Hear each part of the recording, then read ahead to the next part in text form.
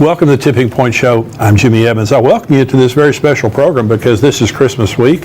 I'm here in my office and I want to say Merry Christmas to everyone. I hope you had a great Christmas holiday with your family. I have a short interview we're going to show you today, and I have some updates and exciting news at the end of this interview. I want you to stay tuned because I'm going to tell you some things that are very exciting that are coming up. But Ron Cantor, I talked to him recently. He's the president of Shalanu TV in Israel, which is a 24/7 Hebrew-speaking Christian program, a Christian channel that reaches the Jews in that area of the world. Very important network. He's also the Israel director for God TV, and he is a Messianic Jew.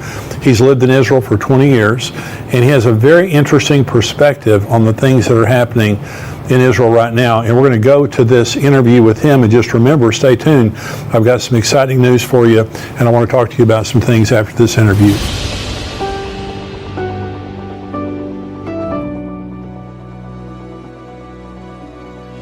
Ron, thank you for joining me today. It's great to be with you guys. We're going to talk for just a minute because you guys live in Israel, and you've lived there for the last 20 years. And we were talking before we went on air here just about how bad it is in Israel. Talk about the spirit of what's going on right now in Israel and what you guys are experiencing. Well, it's just been really, really difficult. We've lived in Israel 20 years. My wife was born there. She's a native born Israeli Messianic believer. But we were in France on, actually Switzerland on October 7th, catching a train to France. And we began to hear reports about rocket fire, which for us, it's normal. We live in Ashkelon, which is 10 minutes from Gaza. I see rockets literally go over my apartment building. We're used to that. And we have the Iron Dome, of course, which, over 90% effective. But we could see that this was different. There was more rockets than normal. And as we got about 10, we're on our way to Marseille, France, and we're getting updates, and every 10 minutes it's getting worse. Then we're hearing there's terrorists actually in Israel, and of course we're thinking 10, 20, like we couldn't even imagine that there were 3,000 terrorists in our southern cities. We could not imagine that 12 to 1,400 Israelis would be butchered. And so when the dust settled and we were able to really, and it was over 24 hours before we fully understood what had happened. The country was just in shock, absolute shock. It's just absolutely awful. The anti-Semitism in the world right now, I believe, is unprecedented in the history of the world. There's always been anti-Semitism to some degree, but not on this scale. And this is an article. It says, Israel issues severe travel warnings to dozens of countries amid rising anti-Semitism. And I'll read just a little bit of this article. It says, the National Security Council on Monday updated travel warnings for dozens of countries amid rising anti-Semitism around the world as Israel fights the Hamas terror group in Gaza. Several countries in Western Europe, including the United Kingdom, France, and Germany, South America, including Argentina and Brazil, along with Australia and Russia, were raised to level 2, which recommends that Israelis take additional precautions while there. A number of countries in Africa, including South Africa and Eritrea, and in Central Asia, including Uzbekistan, Kazakhstan, and Turkmenistan, were raised to level 3, which recommends postponing non-essential travel. And what it's saying here is Jews aren't safe around the world. Do you feel that way? I mean, you're Jewish. Do you feel that way? I know you're Messianic.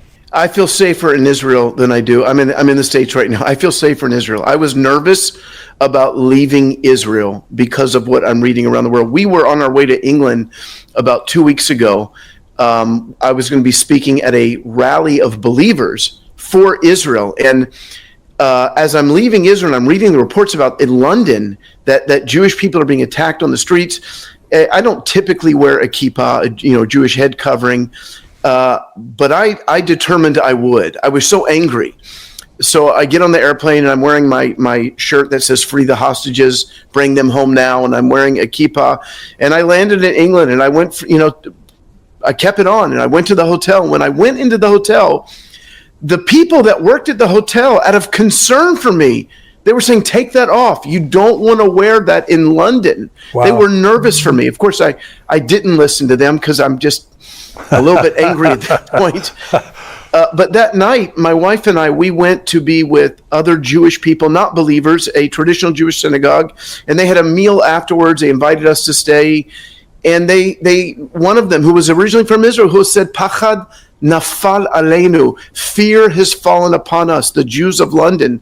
So I would agree with you. What we're seeing is unprecedented. You know, there's a professor out of Cornell University, and he said, he videotaped him saying that he was exhilarated and excited Yes. when he saw the Hamas attacks on October 7th. So we've never seen Jew hatred like this since the Holocaust. No, and I think the difference today is this is the same level as the Holocaust. It's just worldwide. It was on the campuses in America during World War II to some degree. That it was infecting the world. But this is the world of the end. You know, it's the ridiculous story of the Bible is that at the end there's going to be this tiny little nation in the Middle East that the world will hate so much. That's the ridiculous story until you live in it right now. Right. And you see the spirit. The United Nations, the Secretary General of the United Nations supports Hamas. And I want to read just a little bit of an article here. This is from Fox News. It says, "Doctor treating freed Hamas hostages reveals unprecedented abuse. We have to rewrite the textbooks." And it says, "A doctor treating freed Hamas hostages in Israel says survivors are suffering from an unprecedented level of extremely severe psychological abuse they endured during captivity."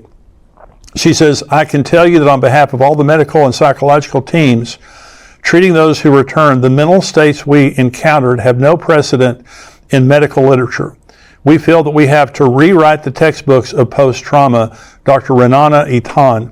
Eitan revealed that the Tel Aviv Medical Center is actively treating more than 15 former hostages and described their severe physical and mental abuse. Those held captive were subject to starvation, to beating, to sexual abuse. They were being held in inhumane sanitary conditions. Extremely severe psychological abuse was inflicted on them, including separation from family members, separation of siblings, separation of children from their mothers. They were held in solitary confinement and spent long days in total darkness until they developed severe hallucinations. Eitan claimed children were forced to watch brutal videos. They were under constant threats by weapons and threats to harm them even after they were released. They refer to the forced use of psychiatric drugs and other substances. Eitan also detailed cases where individuals, though appearing physically unharmed, are dealing with severe post-traumatic symptoms. They also say in this article, Ron, that before they released them, they gave them sedatives so that they Drugs. would appear not to be as upset. So these are the people that the world is rallying behind. And you were talking about London. Had some friends of mine in London on October like the 8th. Right after this happened, the 9th, and there were pro-Palestinian support demonstrations all over London, and not one for Israel at that point. And so this is unbelievable that even the UN Secretary General is saying, well, we don't blame Hamas, for doing what they did. Well, these are savages. Not all the people of Gaza, but Hamas, the political leaders there, they're evil. And the difference, the Palestinian Authority is bad enough, and they have not condemned the attacks of October 7th. But Hamas, from their beginning, has been wanting to eradicate the Jews. So this is an existential threat to Israel. Yeah, and I had the opportunity to see the footage. The sick thing about the terrorists is that they videotaped themselves. They gave us the evidence. So half of the terrorists were killed on October the 7th and 8th. And Israel was able to extract the footage from their cameras, and they put together 45 minutes of the most brutal footage you can imagine. They first showed it to international journalists, and then to Knesset members, parliament members in Israel. And if you saw them come out of that screening, they were undone. And then a week later, they showed it to faith-based journalists. I was able to attend that. And Jimmy, what I saw was unbelievable. I saw a father and his two boys running to their safe room, which was in their backyard, and because they just think it's rockets. And then you see 3 Hamas terrorists jump over the fence, and they throw a grenade in the safe room. The father stumbles out, and then they shoot him dead. They grab the 2 living children, take them in the kitchen, sit them down. They're in absolute shock. They're screaming. They've seen their father killed. And the terrorist goes to the refrigerator to get something to eat like it's nothing. I saw and this is graphic, I have to warn people, but I saw them try to behead a person with a garden tool, with a hoe. But the thing that was most insidious about the footage that I saw was the pure joy in the terrorist's countenance. Like, this was the greatest thing. And they're killing, they're maiming, they're cutting limbs off. They're in sexual crimes that you can't even imagine. And they are so happy about it. There was one terrorist who took the phone of a woman that he had just killed, and he calls home. You can find this footage on YouTube. And he calls home to Gaza and he says, "Mom, Dad, your son is a hero. I killed 10 Jews with my bare hands." And his parents say, "God bless you, my son. We wish we were there with you." And he's saying to them, "Your son is a hero. Your son is a hero." The pure joy. And it was a bloodlust. It was barbaric, demonic. It was the worst thing I ever had to endure watching. I mean, this is as horrific as it seems. This is prophesied. Psalm 83 talks about a conspiracy of nations immediately surrounding Jerusalem, and they say, "Let us come and cut them off, that they may be a nation no more." That's exactly what they're saying right now. In Iran is behind all of this, and they want to destroy the nation of Israel. So Israel right now is surrounded by enemies who want to destroy them. They don't want just a war. They want to eradicate the Jews. So all the people watching, I pray that there's no one watching that sympathizes with Hamas. If they're evil, what they're doing is evil, and we need to be praying for the Jews and standing with the Jews. Why did you write this book? I remember my wife and I were in Eilat, the southern city. It's kind of our tourist city, and we were vacationing. And it was right in late February. And we're watching the news in Hebrew, and we suddenly realize that this coronavirus thing is a big deal, that it's going to spread worldwide. And it was about 2 weeks after that, I was just sitting on my couch. It was a Saturday afternoon, and I said, "Lord, is there anything you want to say to me about this?" And I don't even know why I did that, because I'm not somebody who views myself as a prophet, or that I would have a word for the nations, or, but he said to me, "Be ready." And as soon as he said that, I opened up to Matthew 24 and I began to read the Olivet Discourse, where he's talking about the end times, and he talks about earthquakes, famines, and plagues, pestilence. And these things, he said, are the beginning of birth pangs. And I wrote down at that time, I said, if we're entering in the end time birth pangs timing, then over the next few years, we're going to see more and more crazy catalysmic things happening in planet Earth. Hope you're enjoying this, and I want to remind you to subscribe to this channel. Hit the subscribe button if you haven't done that yet. That just means everything that we put out, you're going to be able to get it here on YouTube. Hit the like button so other people see what we're doing here and they get this information also. And I just want to remind you, for $7 a month, you can become a subscriber of endtimes.com. You get the entire show here every week without commercials. Mark Hitchcock has a podcast that comes out on Thursday. Fantastic podcast. You get that entire podcast without commercials. Also, Brian Schrager, our new Israel correspondent. You'll get his podcast that comes out every Friday with breaking news, what's happening in Israel right now. All the articles, everything else that we have that comes out all week long, $7 a month. You'll be able to get that. You help us. You support this ministry, but also you help yourself. You bless yourself. And you also, this time of year, want to remind you, give a gift subscription. Maybe you're a subscriber already. Give a gift subscription. It may be a real blessing to someone that you would give a gift subscription to and really help and encourage them. But God bless you. We hope this is a blessing. We'll go right back now to the show.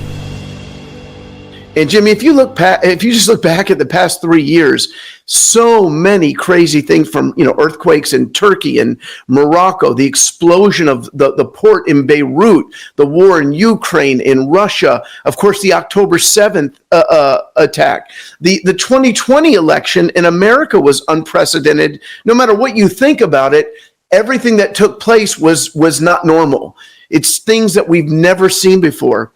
So that was in March. By the time June had come around, I felt like I had chapters for a book.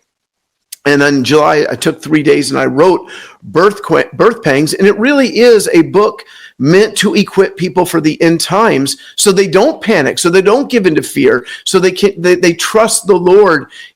For us in Israel, we have nothing, no one but the Lord. That's right. The nations have turned against us. And the universities, the UN, everyone's against us, and I'm hoping that it pushes us to the Lord. But there's a chapter in Birth Pangs that's probably the most important right now. Now, I wrote this in July 2020, and the title of the chapter was this: Israel will be the new abortion. Yes.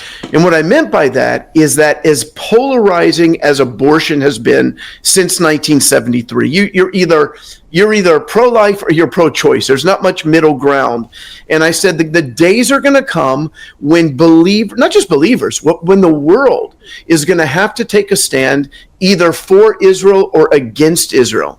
And I tie that into the prophecy about the sheep and the goats. Yes. Because a lot of folks don't know, but that's a prophecy, not a parable. That's right. And Jesus comes back and he's in Jerusalem and he summons the nations and he says, how did you treat my physical brothers and sisters? It's about how the world treated the Jewish people, and we're in it right now. This issue right now, you talk about abortion, how polarizing it is. You think about being at Thanksgiving or Christmas with your family. Those are the kind of discussions you don't want to have with a lot of your family members because they're so polarizing. Now it's Israel. The issue is Israel. Yes. And it's a worldwide issue. Everyone has taken a position on Israel. And if you're for Israel, you got a target on your chest. It's an inflammatory. That's why we're reading the article about the travel warnings that they're, and you're saying you feel safe in Israel. Israel's the only safe nation on earth right now for Jews. I know it's not physically safe as it used to be, but just morally safe and spiritually safe, you're protected. What your chapter on dress rehearsal? Talk about that just a minute. During coronavirus, as you know, everybody became an expert overnight. Everybody had an opinion. I would get emails every day. You've got to watch this video. But I felt it was a dress rehearsal, because the day is going to come when the governments of the world, the kings of the nation, they hate God. Psalm chapter 2 talks about the kings of the world, being angry at God, angry at his anointed one. And there will be worldwide persecution of believers. There will be a time when they won't just be saying, you can't go to church, but they're going to want to cut our heads off. Right. And so during coronavirus, it was kind of a dress rehearsal because we're out of it now, and we can see that there were some probably governments, maybe in California, that went a bit overboard. Yeah. But for the most part, I think government officials were just terrified. And the day is going to come when they will tell us we can't meet under the threat of death. Right. And the mark of the beast, people are telling me, the vaccine is the mark of the beast. The mark of the beast is going to be a loyalty pledge. Yes. To the Antichrist. Now, your ministry, you have a Hebrew gospel channel, Shalanu TV. Tell us about that. Tell us what Shalanu means. Tell us about your TV channel. Well, the word Shalanu means ours. And a few years ago, I was approached by the head of one of our cable companies in Israel, and he wanted to bring God TV onto cable. And I said, I'm not interested. I'm the regional director for God TV as well. So that's why he called me. And I said, well, I'm not really interested. He said, why not? I said, this is a Hebrew-speaking country. Why do I want an English station? I know you want the money for that, but I want to reach people. I said, I'll tell you what, if we can do it in Hebrew, I'm interested. And I thought that was going to be the end of the conversation. And he said, let's do it. And I said, no, you don't understand. This is going to be so controversial. I'm trying to talk him down, but he convinced me that we could do it. So we raised the funds, we got everything together, and we birthed Shalanu TV. And within 1 week, all hell broke loose against us. There were over 200 headlines worldwide, about how we had lied, we had deceived. My face was on, and it's not how you want to become famous. And it was right when people were wearing masks. I was the happiest mask wearer in the world because I didn't want anyone to see my face. But Shalanu means ours because we're saying to the Jewish people, Yeshua hu echad me'itanu. He's one of ours. He came from Israel. Salvation is from the Jews, and it's to the Jew first. And so we're trying to present to the Jewish people in Hebrew. All of our presenters are native-born Israelis. I'm rarely on my own TV station because even though I'm fluent in Hebrew, I'm American by birth. Right. And so we have testimonies, we have music, we have teaching, and we have people coming to faith. They're hearing the gospel, and particularly right now, Israelis they're scared, they're terrified. If you don't have God right now, your only option is to be terrified. Absolutely. I just read about a soldier who came home and told his parents, he said, Mom and Dad, I've never seen people open in my unit. Because when you're in reserves, you're in the same unit for 20, 30 years. You keep going back and meeting with those same people. And he said, suddenly, after October 7th, people are open. They're asking me questions. And he grabbed a bunch of Hebrew New Testament and he took them back with him to the army. So, Jimmy, I think we're getting ready to see a real harvest in Israel. And so Shalanu TV is ready in Hebrew with books, we have evangelists that engage people online. So we're not just a TV station, we are an evangelistic ministry. Where can people go to find out more about Shalanu and also about your ministry? Okay, if you just go, the easiest thing to remember is my name, roncantor.com. You can learn about Shalanu TV there. You can learn about Messiah's Mandate. Since October 7th, my wife and I, we have been going to meet with soldiers. We've hosted cookouts for soldiers. We have sent tens of thousands of dollars to survivors. That's a word, by the way, Jimmy, that we haven't used since the Holocaust, right. Calling somebody a survivor. And we have been sending thousands of dollars to different, because they've had to leave their homes. Their homes have been burnt down. Some whole communities have been destroyed. So we're partnering with believers. The scripture the Lord gave me just after October 7th, I said, Lord, you know me, I'm an evangelist. I want to share the good news. He said, Matthew 5:16, let your light shine before men so that they may see your good works and glorify your Father in heaven. So thanks to folks from all over the world, we've been funded so that we are able to shine our light. And we tell people all the time, the money that we're giving you comes from Christians all over the world who love Israel. And it means so much to them when they hear that. You're doing a great work, Ron, and thank you for being on the show today. I do pray blessing on Shalanu and you guys, your family. But what you said is exactly what we've been praying over and over on this show, and that is that this will result, October 7th, as horrible it is, it will result in a revival among the Jewish people. Amen.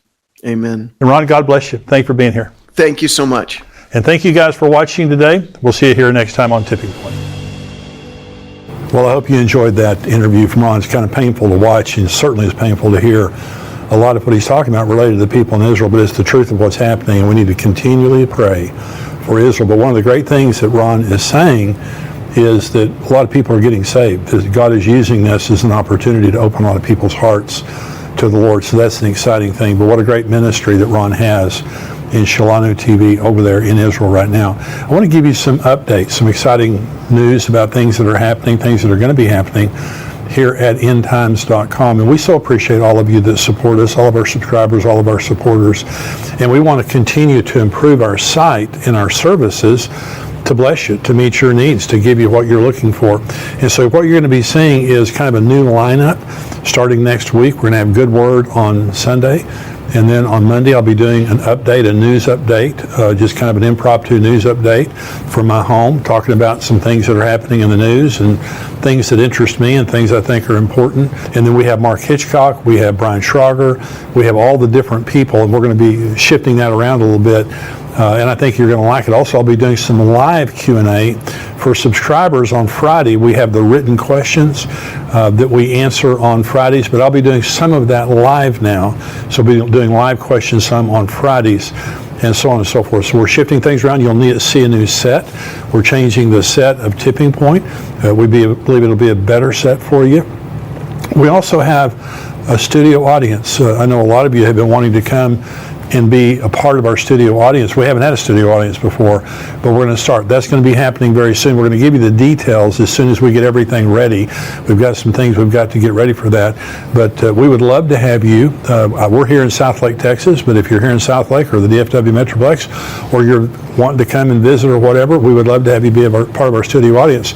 As soon as that happens, we'll tell you the link that you can go to, because you do have to sign up to be a part of our studio audience. But we love that. The conference is coming up. Our Tipping Point Prophecy Conference is coming up on September 21st, but it's going to begin now on Friday night, September 20th, and go through September 21st. We haven't had the Friday night before, but we're adding that. We appreciate Fellowship Church, Pastor Ed Young, for letting us add on to the conference. But we also have a new speaker. Now, all the same speakers are coming back next year. Jonathan Kahn, myself, Billy Crone, Mark Hitchcock, we all have Pastor Ed Young, all the same great speakers. We're adding Max Lucado, and I hope you've seen him. He's a dear friend of mine, wonderful speaker, and also a prophecy expert, but also Jack Hibbs. Jack Hibbs, I know many of you are familiar with him, the phenomenal ministry, phenomenal speaker, and he will be with us as a part of our Tipping Point Prophecy Conference. Now, I say that, you need to go online and sign up. We're not raising our prices, we're just raising the quality of the conference, and I hope you appreciate that. And so, in fact, for a lot of the seats that are in the back of the first floor and up on the balcony, we've actually lowered the price of those seats. And so if you're going to come to the conference, you need to go right now to endtimes.com. You can see the prophecy conference right there at the top of the page. Click on there and you can buy your seats, but you need to do that because it will fill up this year. I want to say thank you for being a part of this ministry. We hope that this blesses you. That's why we do what we do. It's a passion for me. I absolutely love encouraging people and educating people about the times that we're living in. This site exists, our ministry exists for that purpose, and I want to ask you to consider giving a special gift at this time of the year. We're living in very severe times. There's never been a more important time in the history of the world for the message of Jesus and the message of Bible prophecy, because it's happening right before our eyes, and people need to know what the Bible says so that they can stay encouraged in these very difficult times, because Jesus is coming. Would you help us get this message out? Would you consider giving us a very special gift this time of the year? You can go to give.endtimes.com. You can give a one-time gift, any amount. Nothing's too small, nothing's too large. We appreciate everything that all of you do. And we know that some of you, the Lord has blessed you, and this ministry has blessed you, and you have the opportunity to give. Would you consider giving to us?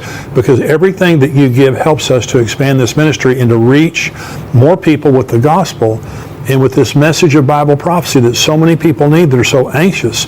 Some people are suicidal, they're hopeless. They need to know that God has spoken about these times and that Jesus is coming, and there's reason for us to be encouraged even in these times.